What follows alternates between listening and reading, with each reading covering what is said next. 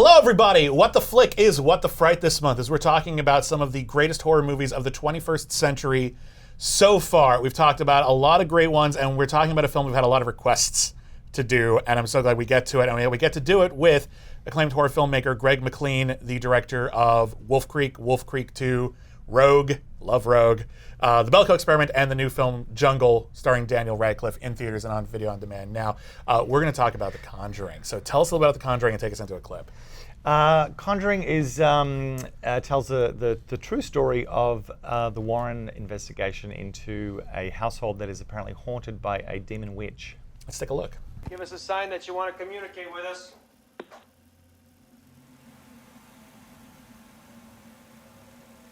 Nothing.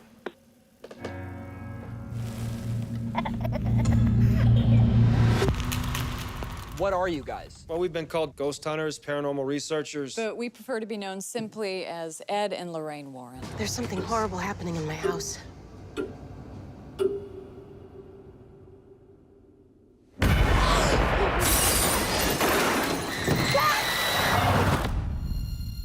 It's November 1st, 1971. I'm sitting here with Carolyn Perrin, who, with her family, has been experiencing supernatural occurrences. You picking up anything in here, hon?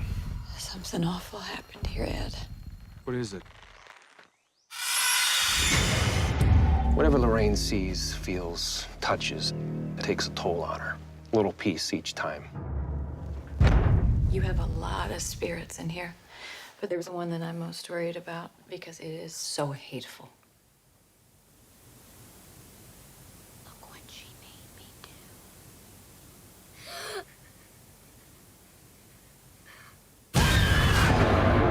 We have to get out of here. That's not gonna help. This thing has latched itself to your family. Father, we never seen nothing like this.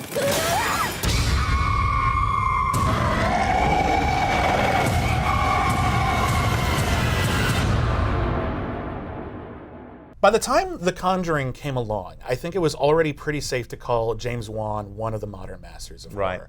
He basically helped invent the torture porn genre with the Saw movies. It became a very lucrative franchise. Yeah. He had already done, I think, at least the first Insidious movie, which, you know, it's kind of a poltergeist riff, but it's a very good one, and people really loved it. And I feel like with The Conjuring, though, I feel like he really came into his own and told this incredibly classy, effective, I think it appeals to you whether you're a huge horror fan or a casual horror fan or if you don't even like the genre. It just works on every level. Right. Yeah. What is it about The Conjuring to you? Like, what made you want to really talk about this one today? I just think it's a great movie. I think it's just like, as you say, it's a film that works as a really scary film. It works as an emotional story. It works as a family story. And I agree. I remember seeing the film with 4 friends in Australia. And, you know, 4 guys about my age, and we went out, you know, we were working on, you know, and we were post-producing something. We said, let's go see a movie. Conjuring's out, let's go see it. And the 4 of us sat there, literally, we were scared, you know, I don't know if you can say it on this show, but we just had the crap get out of us, basically. You can say shit, it's fine. Okay, we had the shits get out of us. And if we can't, they just bleep that out, and I'm fine. Right. So I was so impressed and so kind of, I was amazed by how powerfully he had used all the elements of filmmaking to control the audience, and how massively he was manipulating the audience. And being a filmmaker myself, your job is to basically do that. And having done that, having someone do that to me and the other filmmakers I'm with, we all just sat back and we were being pushed back in our chairs by getting into the reality of the movie. Yeah. So I just thought it was a fantastic film, and I agree. It really, you know, going from the Saw franchise to Insidious to those films, this was a kind of, you know, clear kind of, you know, massive leap in terms of making a big studio quality feeling movie that was a horror film. Yeah. And I think that was really, really exciting to me as well, to see a film that was a scary story, but was executed in a way that had, you know, this amazing kind of elements of truth to it. Yeah. Really gorgeous visuals and really amazingly staged scares that were so expertly done. Yeah. And kind of announced a new confidence, I think, in the genre commercially, so that suddenly every studio was like going, we want to make our Conjuring. So for genre filmmakers, it's great because studios wanted to make that level of quality, which was really exciting. You know, you talk about the level of truth to it, and when you introduced the Warrens, you did little air quotes because they claim everything they do is true, but if it was quantifiably true, Yes. the world would be a different place. Yes. So there's a lot of deniability. There's a lot of people who are skeptical. I'm going to let you have whatever you want. The movie takes place in a world in which everything that they say is 100% real. Dolls are truly possessed by monsters. And we've seen horror movies that are ostensibly based on true stories before, like the Amityville Horror. Here, he did something really brilliant. He took that idea, said it's real, but he also used it as, with the Warrens as a linchpin, they had many different investigations. So usually in a horror movie, it's just this one haunting. Right. There's also a demon doll. There's also an entire library full of cursed objects. Yeah. There's a nun that we see in the sequels. And they've used this to spawn a franchise. Yeah. Some of the other installments are really, really great. I loved Annabelle Creation. But it felt so natural. He created like this whole interconnected universe out of one film that felt self-contained. He didn't feel like he was trying too hard. Right. So it feels real, and it feels like almost like a comic book, and I love that. It really is a delicate balance. Yeah, and I think, look, I mean, I don't think it's obviously not by accident, because when you think about the Saw franchise, as it's a franchisable concept, that there was seven Saw movies, and then Jigsaw this month. Jigsaw's coming out. Yeah. So obviously he has an eye to and a thought about the way that franchises work and they continue, because he'd done, and Insidious as well, is up to Insidious 4. They're working on Insidious 4. Yeah. So he's created 2 huge horror franchises, actually 3 now with this one, and each one's gotten progressively, I feel like they've gotten progressively kind of better in terms of what they kind of, in terms of how the filmmaking actually works. Yeah. But it is fascinating, and I'm a huge fan of James Wan, because you look at this, the way that those films have kind of organically sprung out these other stories from within that universe, and it's really exciting to watch. You look at what he did with Saw, and Saw is very aggressive and brutal and high concept, and that kind of gets you through some of that. You look at the Insidious movies, which I think that might be the loudest horror movies I've ever seen. Right. Just even I think the title screen is one of the most ironic things I've ever seen. The title is Insidious, which is supposed to be horror that sneaks up on you, and it's the loudest string section you've ever heard in a movie. Yeah. And The Conjuring feels so much more classical than that. It feels like he watched Robert Wise's The Haunting and The Innocents, and he wanted to kind of put his own stamp on that. So he brought like a little theatricality to it, like all the bit with the light bulbs, for example. There's a real good showmanship to that. Yeah. But a lot of it's just mood and quiet and just Lily Taylor wandering through the house. And it's elegant. It's elegant in the way it is scaring me. I think it's interesting. I think it's interesting that this movie, which isn't really violent, doesn't really have any language to speak of, it had to get an R rating from the MPAA just because it was too scary. Right. Actually, did Jan de Bont do a remake of The Haunting in the 90s? He did, 1999. Did he have Lily Taylor in that He did.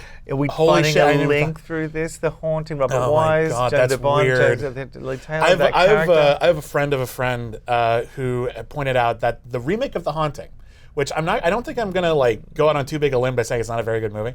It's not a great adaptation of The Haunting. It's trying to be too much of a roller coaster ride. But someone pointed out that it's actually a really good Scooby-Doo movie. Right. With Lily Taylor as Velma, Catherine Zeta-Jones as Daphne, Owen Wilson as Fred. Monsters Unleashed, Yeah. And I'm like, that's pretty good, actually. I guess Owen Wilson is Shaggy and Liam Neeson is Fred. But I'm like, I kind of want to rewatch it now with that lens. Definitely. You could actually do a recut of that film. You put in some goofy sound effects and stuff. Just like running through different hallways. The ghosts jamming on a guitar at one point. Like that would be quite funny to just do a comedic recut of that film, because. But the thing is, when horror and comedy films, they're incredibly close together. I mean, there are certain points in really out big horror films where you look at it one way and you go, that's kind of ridiculous. And films do walk that very fine line between absurdity. And there must have been times cutting, the Conjuring films where you're looking at it in the cut going, God, that just looked slightly to the left. It's kind of silly. Yeah, well, I think John Carpenter had talked once about he had screened the Halloween before he had put the score in, and it just wasn't scary. Yeah. And like early on, like imagine you're on the set, Lily Taylor's got a sheet on her and she's on a chair. Yeah. It's got to be ludicrous. Yeah, it's got to be silly. It's got to be absolutely ludicrous, but it just all the pieces come together. Right. And it's just this glorious haunted house presentation. Yeah. What are your thoughts on how they're sort of spinning it out? Have you seen the Annabelle movies, for example? I haven't seen the new one. I saw the original. I saw the first Annabelle, which I didn't actually. I mean, I know a lot of people didn't like that film. I actually quite enjoyed that. I thought it was pretty good. I hear the new one is like a big step up, just quality-wise. Great Funhouse. That was really fun. Really entertaining film. And and then they got The Nun. The Nun's coming out, which I'm excited to see. Yeah. And The Crooked Man, I think they're working on. Crooked Man's coming out, and there's it'll go on forever apparently. But but I did love the second one as well. I thought the second one was really fun. I thought it was, and I thought that they kind of, ramped up the kind of, he really has ability to kind of like create believable characters. And actually, there's a strong kind of core theme to the whole thing because the second one very much becomes about love and trust and all these things. So, and the first one becomes a really, about faith. So to have this kind of very strong thematic idea about the nature of good and evil and this marriage of this couple representing that sort of battle against good and evil gives a very strong thematic core to the movies. One thing I really love about, by the way, Patrick Wilson and Vera Farmiga are great actors, and these are great roles, and they're great in both movies. But one thing I love about their characters in these movies is that they're not just combating an evil force, they're combating like the sort of environment that allows a negative force to thrive. And so you see in both movies, there's a family that is being assaulted by an evil creature, demon. And one of their solutions is to help the family. Like, oh, your car's broken? Well, that's one thing we can take off your mind. We can make everyone... We can make this an inhospitable place for evil. And in the first Conjuring in particular, when you see like how closely connected the demon is to Lily Taylor and just how insidious that level of familial sort of resentment was building, I think it really forms a very meaningful sort of human drama out of it. But I think if you look at the first Amityville horror film, that's Stephen King called that the first economically depressed horror film, because the film the family in that movie, it's all about the family being under economic pressure, and the family was in kind of emotional crisis, which kind of gave this rise to having it gave a doorway for the evil to come into the house perhaps. That's in the first, that family's under economic duress. The dad loses his job in the first scene of in the Conjuring 2. In the second Conjuring film, the family's power's about to be cut off. They're in this sort of tenement building, and so there's a very interesting thing about basically these families that are kind of falling apart under huge pressure. The demonic kind of finds its way into that, and that all goes all the way back to the original Amityville film, I think. So there's a through line through that. I'm actually a confession time. I actually prefer Amityville 2: The Possession. Really? To the original. Have you seen it? I have. I find it so twisted and despicable. Just Burt Young is this abusive father. Like it's super, like, I don't know. I find the original Amityville like a little, like, kind of overplays its hand a little bit, but the second one is so seedy it's really, and gross, and it is creepy. I love that movie. Although there's the best one's obviously the one with the haunted lamp. Is that I think it's like the fourth. Which is the 3D one? I know 3D was in 3D, but I think the fourth one was the one where it was this evil lamp that was like sold at an Amityville yard sale. Really? Yeah, it's I have to see that. It's amazing. Put that and Rogue on your list for Halloween viewing. Rogue first. Greg McLean, thank you so much for joining us. What is your What the Flick rating, 0 to 10 on The Conjuring? Look, I'm gonna give it a 10. No shit. I'm gonna give it a 10. I adored the movie. I'm a huge fan of the film. Okay. As a horror filmmaker, I was just, kudos to James Wan for creating a really great modern classic horror film. I'm gonna sound like a jerk. I'm gonna give it like a 9.3. It's a high recommendation, but I actually almost more like the groundwork that it builds than the film itself, and I kind of am admiring the whole tapestry more than maybe this one piece. So thank you everybody for watching What the Fright. We'll be back with a few more. The greatest horror movies of the 21st century. I know we're not necessarily going to get to all your favorites. We're working on it. We're doing the best we can. But thank you to Greg McLean, and his new film Jungle is again in theaters and on video on demand right now. So you should be seeing that.